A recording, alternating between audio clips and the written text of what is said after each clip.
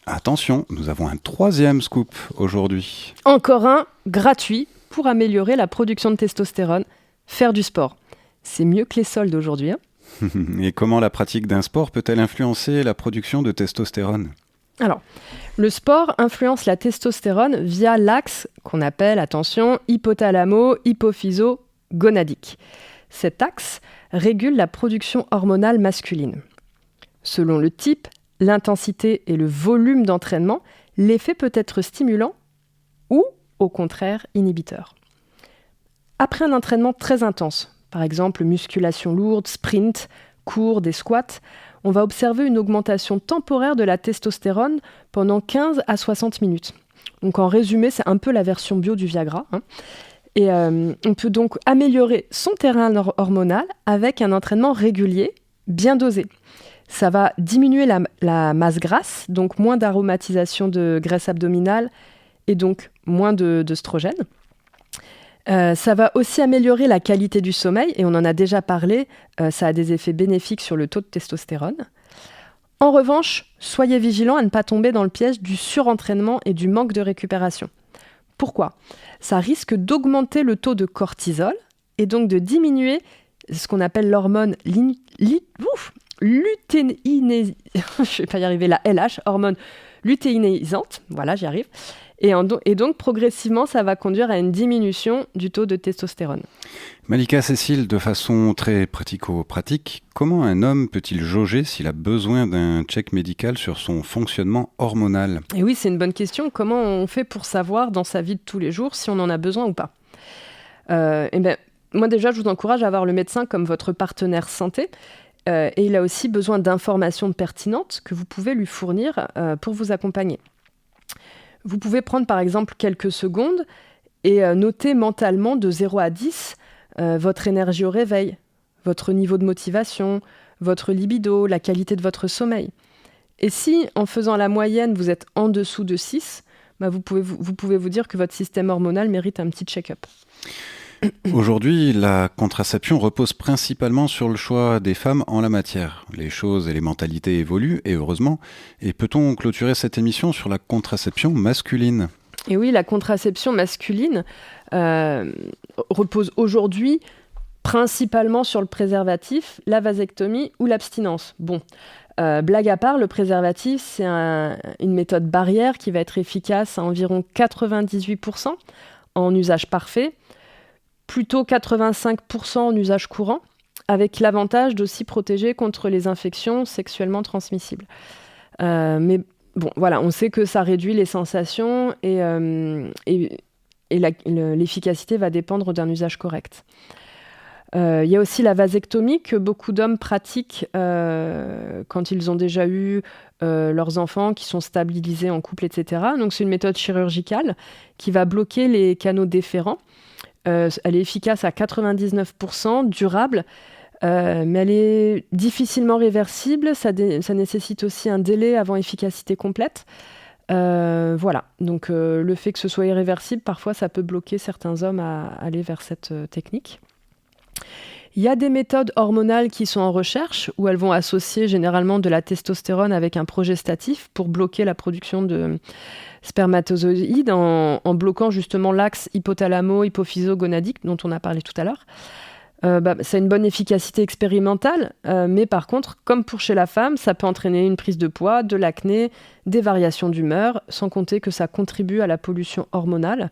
Donc bon, même problématique que chez les femmes, on peut se demander si c'est une solution pertinente aujourd'hui à développer.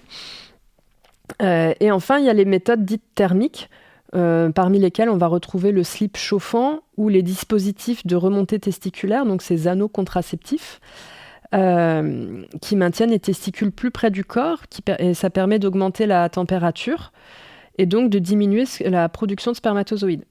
L'efficacité observée dans les études françaises dépasse 95% si le port est quotidien, au moins 15 heures par jour pendant 3 à 6 mois. Donc l'avantage, c'est que c'est une méthode non hormonale, réversible, sans impact systémique. Elle est facile à mettre en œuvre. Voilà, donc il y a encore des études qui sont faites actuellement sur les anneaux contraceptifs pour vraiment bien mesurer les effets.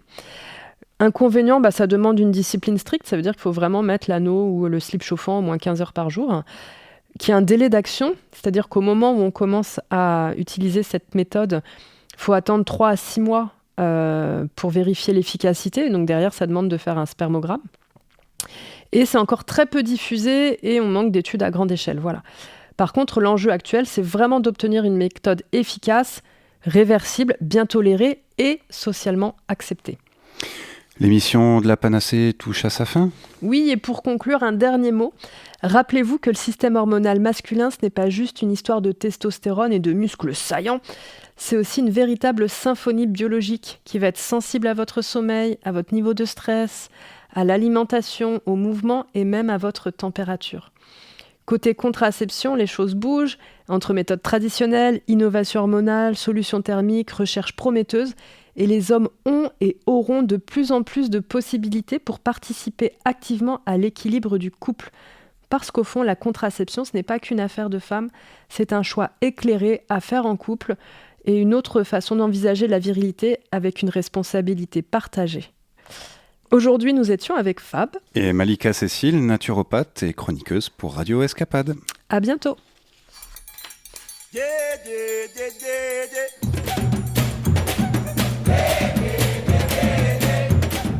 La Panacée, une émission qui vous veut du bien. La Panacée, une émission contre tous les maux.